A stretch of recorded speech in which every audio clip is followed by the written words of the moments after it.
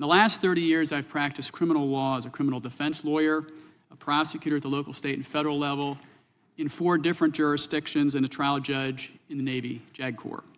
I also served as an assistant United States attorney here in D.C. in the U.S. Attorney's Office. I was born here in the district. Let me start by saying the obvious. The goal of the criminal justice system is narrow but noble.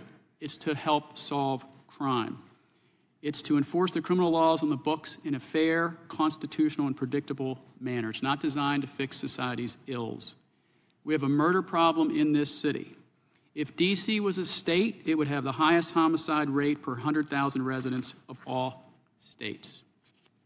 In my testimony, I want to address 5 quick points. First, the D.C. City Council's laws and statements by members of that council have eroded accountability and contributed to the rise of crime across the city. The council has proven themselves incapable of creating a revised criminal code for the district.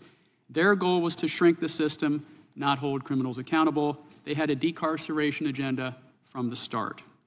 The laws they passed were so radical that they eliminated all mandatory minimum sentences for all crimes except first-degree murder. Second, the D.C. U.S. Attorney's Office currently has policies and practices that undermine public safety in the city. Let me give you but 2 examples. 1, guns. The use of guns by a career felon is a huge problem in this city. Every single day, MPD arrests felons in possession of firearms. Ask Greg Pemberton. Yet instead of prosecuting those felons in federal district court under 18 U.S.C. 922G, where they receive a mandatory minimum sentence of at least 5 years, the office instead takes those cases to D.C. Superior Court, where they often get probation and hardly ever prison time. That's a policy choice. Another example.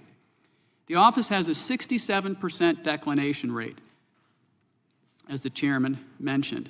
It was 31% in 2015. But the same size office, 330 prosecutors, exists in San Diego. Over a 20-year period, that office has had a 22.6% declination rate. San Diego doesn't have a crime problem. D.C. does. Third, the judges of the D.C. Superior Court have eroded accountability in the criminal justice system by their notoriously light sentences across all categories of crime, contributing to a culture of lawlessness in our city. The local appeals court in the city, the D.C. Court of Appeals, has issued opinions in the last few years that Congress should review, since they have caused restrictions to be placed on law enforcement authorities and prosecutors that are far beyond the requirements the U.S. Supreme Court has had in precedent. Fourth, the D.C. Attorney General's Office, or OAG, handles juvenile crimes. For decades has failed in its mission to hold violent criminals accountable, including murderers and armed carjackers. Most youths, let me be clear, need to be and are handled in the juvenile justice system. We need a juvenile justice system in this country. But there are certain crimes like murder, armed robbery, armed carjacking, rape, child sexual abuse, and other heinous crimes that should be handled in the adult court.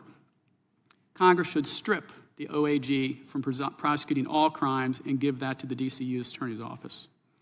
Finally, the D.C. Crime Lab's loss of its certification or suspension of its certification is emblematic of D.C.'s dysfunctional government as a whole. Opened in 2012 at the cost of $210 million, the Crime Lab has had problems from the beginning. The lab had its accreditation suspended in 2021, so the U.S. Attorney's Office has had to use other labs. If the lab gets its accreditation back next year, there's no guarantee it won't lose it again. It's time to solve the problem and offer a solution. Congress should federalize the lab and give it to the FBI, DEA, and ATF, which would then handle all DNA, firearms, fingerprint, and other forensic evidence requests from the D.C. U.S. Attorney's Office.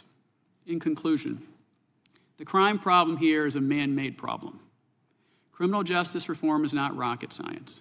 The vast majorities of victims of violent crime in our city are minorities. They deserve to live in peace. They deserve to sleep well at night and not worry about their kids getting shot. They deserve, just like the rest of us, their public safety privilege in their neighborhoods. I thank you for the opportunity to testify and I look forward to your questions.